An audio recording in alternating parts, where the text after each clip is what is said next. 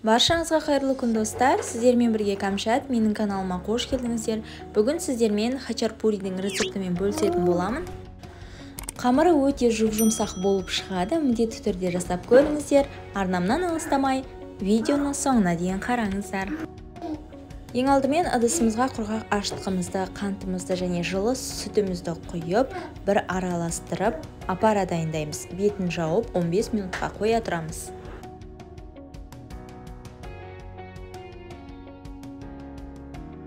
15 минут өткеннен кейін бізде осылай аштығымыз көтеріледі. Үстіне ас содасын, майонез және де тұзымызды салып жақсылап араластырамыз. Үстіне бір жұмыртқамызды жарып, тағы бір араластырып аламыз.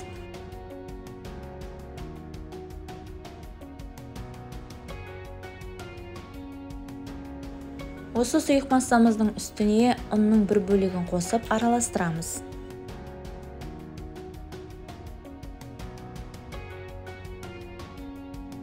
Бізде осында сұйықтау қамыр болған кезде үстіне бір ас қасық көлемінде ерітілген сары майымызды қосып араластырамыз.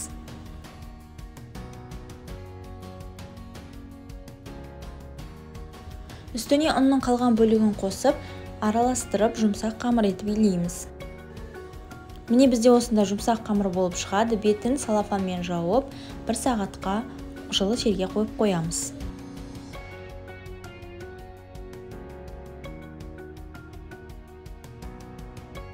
Міне біздің қамырымыз осылай көтеріледі. Қолымызды майлап алып, қамырымызды бірнеше бөліктерге бөліп шығамыз.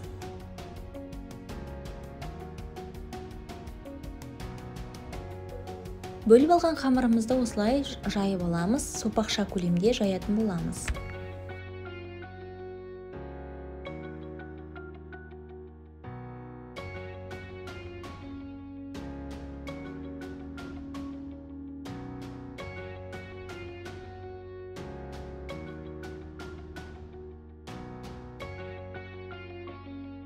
Хачапуриге арналған сиырымызды осылай үккіштен өткізіп аламыз. Қамырдың шет-шетіне осылай видеодағыдай салып шығамыз.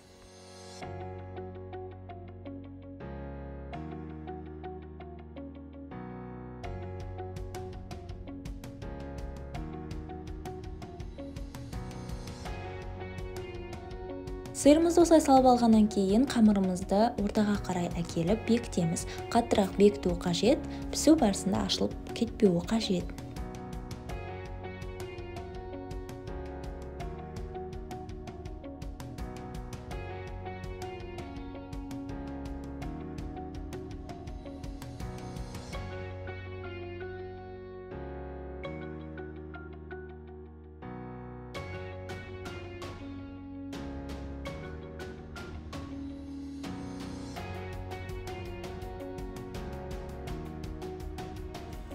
Хачапуридің формасы осындай қайық секілді болып шығады. Осылай шеттерін қайық секілді етіп бекітеміз.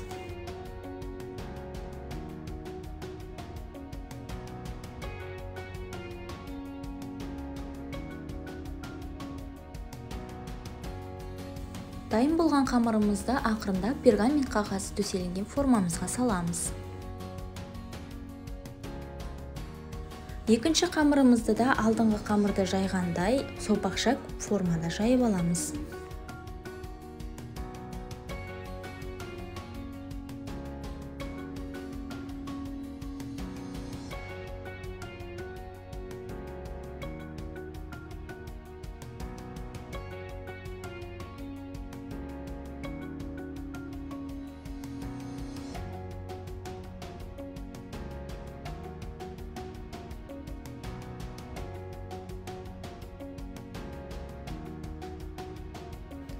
Сиырымызды салып, жақсылап бекітіп, алдыңғы тәсілмен жасап шығамыз.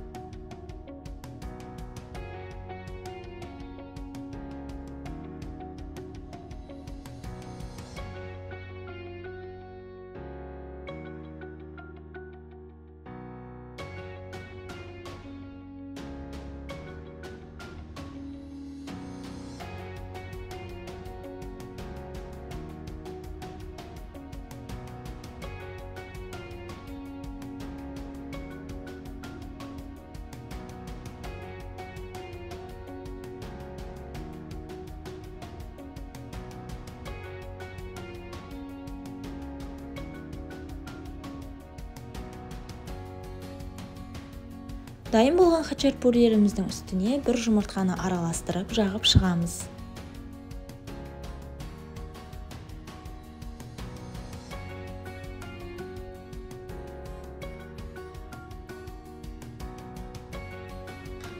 градуста 25 минуттай пісіреміз. Пештен аларға 5 минут қалған уақытта осылай алып, бір жұмыртқамызды жарып құямыз ортасына. Менде бұл С1 категориясындағы жұмыртқа, сондықтан бұл өте көп болып кеткендіктен ағып кетуі мүмкін.